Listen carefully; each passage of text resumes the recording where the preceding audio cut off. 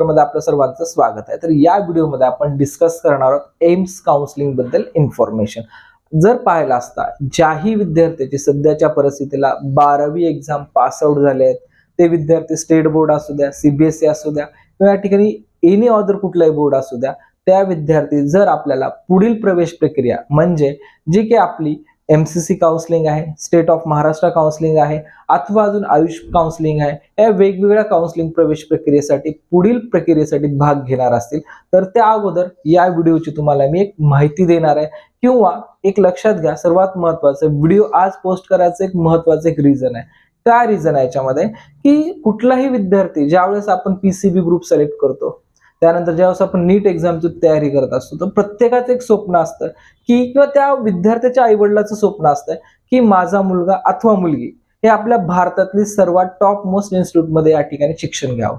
त्या अनुषंगाने प्रत्येक पालक विद्यार्थी आपल्या गावातून लातूरमध्ये येतो, नांदेडला येतो, पुण्याला जातो, त्या ठिकाणी वेगवेगळ्या कोचिंगला जॉईन करतो, तिथे या ठिकाणी नीटचं प्रिपरेशन करत असतो आणि ते प्रिपरेशन करत असताना स्वप्न एकच असतं की मला भारतातील टॉप मोस्ट मेडिकल कॉलेज या टॉप मोस्ट कॉलेजमध्ये या ठिकाणी शिक्षण घेता यावं. त्यासाठीच ते बरेच विद्यार्थी आणि पालक बऱ्याच गोष्टीचा त्याग करून या ठिकाणी शिक्षणासाठी येत असतात.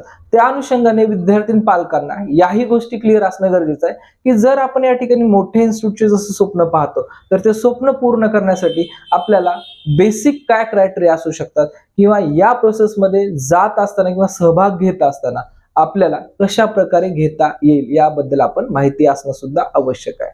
तर आपल्या चॅनलवरती जेही आपली पूर्ण एम्स पासनं बीएससी नर्सिंग, एम्स पासनं फिजिओथेरपी या सर्व आफ्टर नीट जेवढेही या ठिकाणी मेडिकल कोर्सेस आहेत, म्हणजे नीट दिल्यानंतर आपल्याला कुठले कुठले मेडिकल कोर्स करता येतात, या सर्व मेडिकल कोर्सची आपण या ठिकाणी इन डिटेल इन्फॉर्मेशन विद्यार्थी, पालक आणि आपल्याला जसं समजेल या भाषेमध्ये, म्हणजे जशी आपली मराठी भाषा आहे, माझी जशी तुटकी फुटकी मराठी भाषा, त्यामध्ये मी तुम्हाला समजावून सांगायचा प्रयत्न करणार आहे.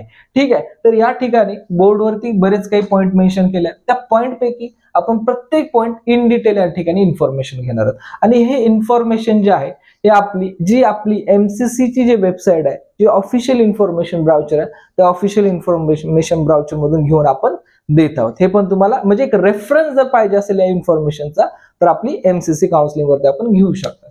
पहिल्यांदा आपण या लक्षात घ्या एमसीसी साठी इलिजिबिलिटी क्रायटेरिया काय आहे. एमसीसी साठी इलिजिबिलिटी क्रायटेरिया, कारण जर आपण कुठलीही प्रवेश प्रक्रिया या ठिकाणी विचार केला असता तर प्रत्येक प्रवेश प्रक्रियेमध्ये इलिजिबिलिटी क्रायटेरिया या ठिकाणी विचार करणार. तर या ठिकाणी बेसिक आपण 2 क्रायटेरिया जे कॉमन आहेत त्याबद्दल पहिल्यांदा डिस्कस करू की जे यावर्षी पण तेच क्रायटेरिया आपल्याला राहणार आहे. पण जो या ठिकाणी चेंजिंग या ठिकाणी इलिजिबिलिटी क्रायटेरिया त्याबद्दल पण आपण या ठिकाणी माहिती घेणार आहोत. तर या ठिकाणी बेसिकली पाहिलं असता 10+2 हा तुमचा बेसिक इलिजिबिलिटी क्रायटेरिया सर्वच विद्यार्थ्यांसाठी कंपल्सरी तोच असणार आहे. त्यामध्ये नेक्स्ट आहे की त्या विद्यार्थ्याने नीट एक्झाम या ठिकाणी दिलेली पाहिजे.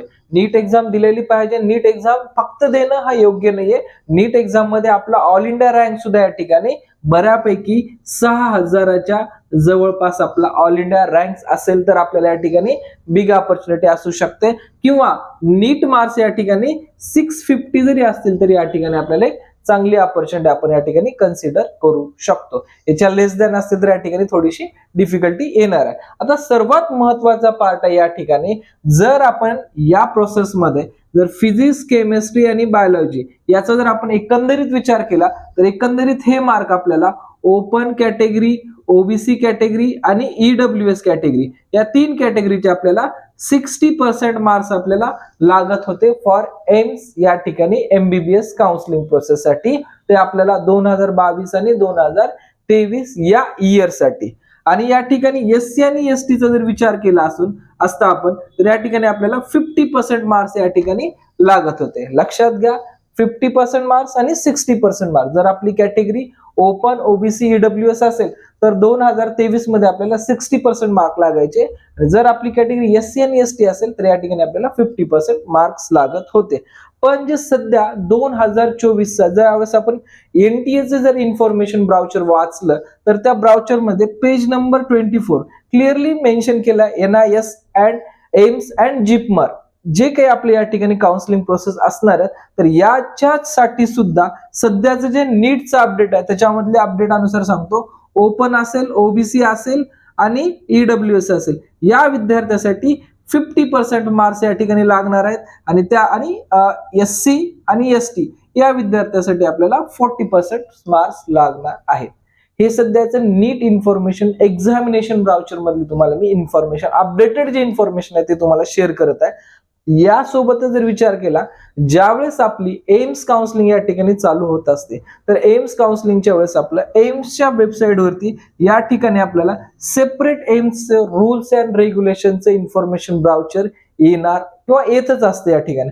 तर त्या ब्राउचर मध्ये या ठिकाणी हे जे कन्फ्युजन सध्या क्रिएट झालंय 60% की 50%, हे कन्फ्युजन एक्झॅक्टली त्या वेळेस जे काय अपडेटेड असेल ते मी तुम्हाला क्लिअर करेन. पण सध्याच्या परिस्थितीला आपण 50% आणि या ठिकाणी 40% ग्रुपिंग आपण ग्राह्य धरायला काही हरकत नाहीये. ग्रुपिंग म्हणण्यापेक्षा एकंदरीत तुमचे ऍग्रिगेट मार्क्स एवढे जरी असतील तरी आपल्याला या ठिकाणी चालणार आहेत.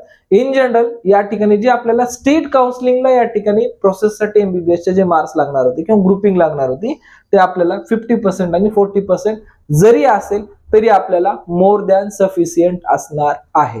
हे न्यू अपडेट आहे. न्यू अपडेट नंतर मी तुम्हाला पुढील इन्फॉर्मेशन तशीच तुम्हाला या ठिकाणी नवीन काय चेंजेस आहेत हे सुद्धा मी दिली होती. ठीक आहे, तर माझ्या मते तुम्हाला पहिला पॉईंट या ठिकाणी क्लिअर झाला असेल. तर आता या ठिकाणी आपण बोलूया दुसऱ्या पॉईंटकडे. एम्स काउन्सिलिंग प्रोसेससाठी वेबसाईट कुठली.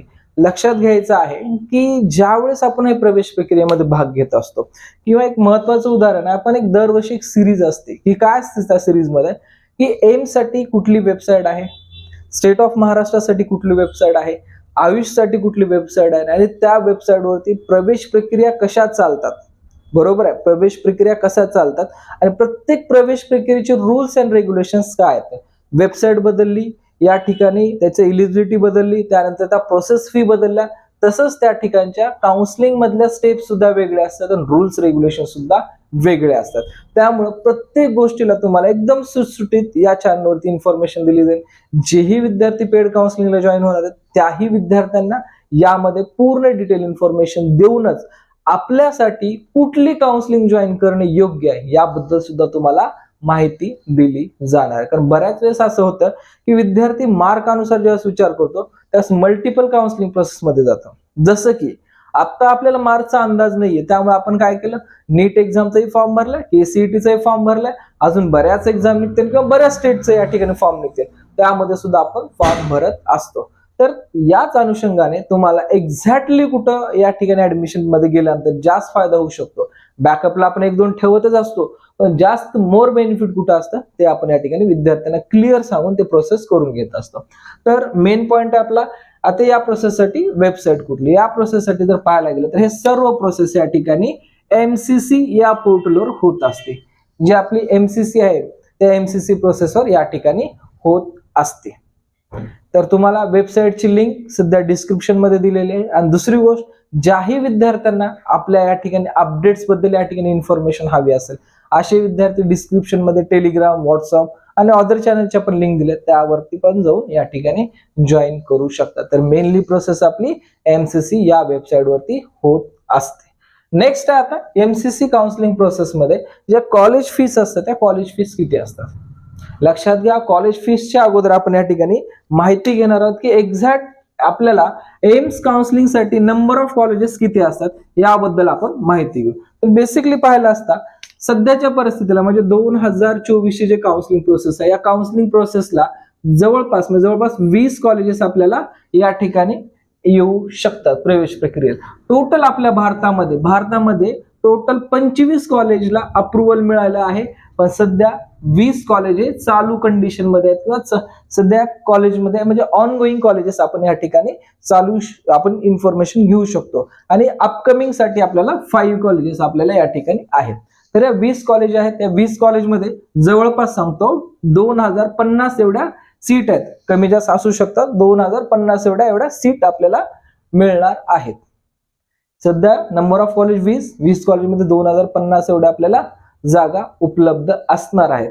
आणि या कॉलेजेसमध्ये जर विचार केला फी स्ट्रक्चरचा, तर एखादा विद्यार्थी विचार करेन की हे तर भारतातले सर्वात टॉप मोस्ट कॉलेजेस आहेत, टॉप मोस्ट कॉलेजची टॉप मोस्ट सुद्धा फीस असू शकते. मग त्या अनुषंगाने विद्यार्थ्याला प्रश्न पडतो की जर मी एम्सला घ्यायचं असेल तर मला फी स्ट्रक्चर काय असू शकतं.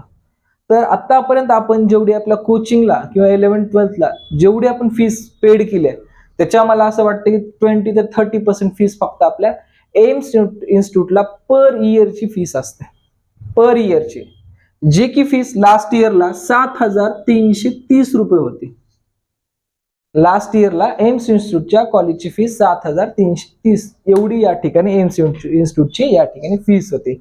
म्हणजे विचार करू शकतात, जर आपण जास्त डेडिकेशन दिलं किंवा थोडासा जास्त अभ्यास केला तर आपल्याला ह्या एम्स इन्स्टिट्यूटमध्ये जर ऍडमिशन मिळालं तर आपल्या या ठिकाणी फीसचं तर बेनिफिट आहेच, पण जे आपल्याला एज्युकेशन क्वालिटी मिळणार आहे किंवा जे एज्युकेशन लेवल आहे एम्सचा ते आपल्याला खूप अव्वल असणार आहे. आणि एम्स मधून डॉक्टर बाहेर पडल्यानंतर तो बाहेर आउटडोर जरी एखाद्या प्रायव्हेट इन्स्टिट्यूटमध्ये जॉबला जायचं म्हणलं तर त्याचं हायर पॅकेज असतं. इनफॅक्ट तो एखाद्या गव्हर्नमेंट हॉस्पिटलला जरी वर्क करायचा विचार केला तर त्याचं या ठिकाणी खूप चांगलं रेप्युटेशन सुद्धा या ठिकाणी बिल्डअप असतं. कारण आपला बेस काय आहे त्याच्यावरती आपल्याला पेशंटचा ट्रस्ट या ठिकाणी आपल्याला जिंकता येत असतो. कारण एखादा तुम्ही जर कॉलेज निवडत असेल, डीम युनिव्हर्सिटी म्हणा, त्यानंतर सेमी गव्हर्नमेंट कॉलेज म्हणा, आणि नंतर गव्हर्नमेंट स्टेट गव्हर्नमेंट कॉलेज आणि नंतर एम्स, यात जर आपण कंपॅरिझन केलं तर सर्वात टॉप मध्ये या डॉक्टरला आपण कन्सिडर करतो, किंवा मी या डॉक्टरला या ठिकाणी माझ्या ह्याच्यामध्ये सर्वात टॉपचं डॉक्टर या ठिकाणी कन्सिडर करतो.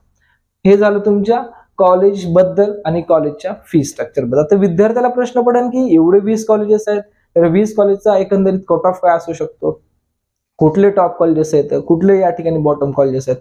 तर याबद्दल आपण नेक्स्ट व्हिडिओमध्ये टोटल 20 एम्स इन्स्टिट्यूट आणि हायर काय कट ऑफ होता, लोअर काय कट ऑफ होता आणि टॉप 8 कुठले एम्स आहेत त्याबद्दल सुद्धा माहिती घेणार. कारण 20 एम्स पैकी सर्व 20 एम्स हे काही चांगले आहेत असं नाहीये. काही एम्स नंतर आपले स्टेट गव्हर्नमेंटचे कॉलेज या ठिकाणी घेणं सुद्धा मी योग्य समजतो. त्याबद्दल मी नेक्स्ट व्हिडिओमध्ये इन्फॉर्मेशन देईलच. ठीक आहे. तर एम्सच्या तुम्हाला फी स्ट्रक्चर बद्दल माहिती मिळालीच आहे. दोन्ही पण मे बी एकच झालेले आहेत त्यामध्ये लिहिण्यामध्ये. त्यानंतर एम्स इन्स्टिट्यूट मध्ये कॅटेगरी वाईज अनुसार रिझर्वेशन काय असू शकतं. तर त्या पॉइंट आपल्या व्हिडिओचा की एम्स स्टुडंट्स कॅटेगरी वाईज कशा पद्धतीने या ठिकाणी डिवायडेशन होतं याबद्दल आपण डिटेल इन्फॉर्मेशन घेऊ. तर या ठिकाणी सेंट्रली ओपन आहे, ओबीसी आहे, एससी आहे, एसटी आणि ईडब्ल्यूएस याच कॅटेगरी या ठिकाणी कन्सिडर केल्या जातात. आता बहुधा महाराष्ट्रामध्ये पाहिलं असता की बरेच विद्यार्थी NT1, NT2, NT3, BJDT या कॅटेगरी प्रवर्गातनं येतात. तर हे सर्व विद्यार्थी या ठिकाणी एकंदरीत ओबीसी कॅटेगरीमध्ये या ठिकाणी सहभागी होत असतात किंवा ओबीसी मधून या विद्यार्थ्याचा सेंट्रली या ठिकाणी कट ऑफचा विचार केला जातो. तर विद्यार्थ्याला कन्फ्युजन की माझा NTचा कट ऑफ काय असेल, NT2चा, तर हा सर्व कट ऑफ आपल्या स्टेट गव्हर्नमेंटचे जेही कॉलेजेस असतील त्यामध्ये येत असतो आणि बाकीचे जेही कॉलेजेस आहेत या कॉलेजचा कट ऑफ हा आपल्याला सेंट्रली ओबीसी मधनच पाहावं लागतं. एकंदरीत या ठिकाणी आपण विचार करू 100 सीट्स बद्दल.